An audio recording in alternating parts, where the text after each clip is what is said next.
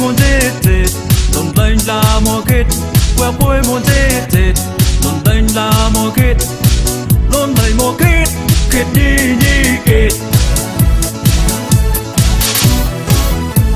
qua đây nộp này vui như tao môi kết qua đây nộp này vui lên như tao môi kết quẹo cuối muốn chết chết đồn đánh là mùa kết quẹo cuối muốn chết chết đồn đánh là mùa kết luôn đầy mùa kết kết đi như kết rong lên đồn múa kết quẹo cuối ta kết rong lên đồn múa kết quẹo cuối lên ta kết lúc này kề môi kết như thiền có phôi plate quẹo có ra quẹo rếm ra vừa lên dây lò quẹo có ra quẹo rếm ra vừa lên dây lò nhìn mua ba tiếng plate quẹo muốn chết chết mùa nâu muốn khó là thế dây lò mùa nâu muốn khó của dây tắt đi chê quẹo phôi muốn chết chết phôi dây ta kết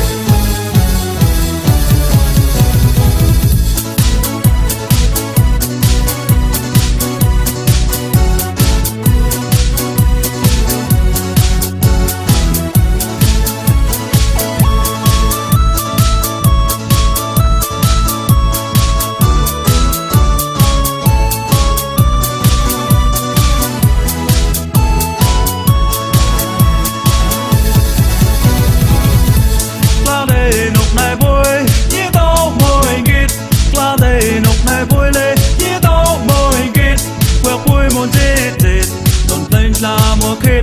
quẹo cuối muốn chết chết đồn đánh là mùa kết luôn đầy mùa kết kết như kết qua đây nộp này vui như tao môi kết qua đây nộp này vui lên như tao môi kết quẹo cuối muốn chết chết đồn đánh là mùa kết quẹo cuối muốn chết chết đồn đánh là mùa kết luôn đầy mùa kết kết như kết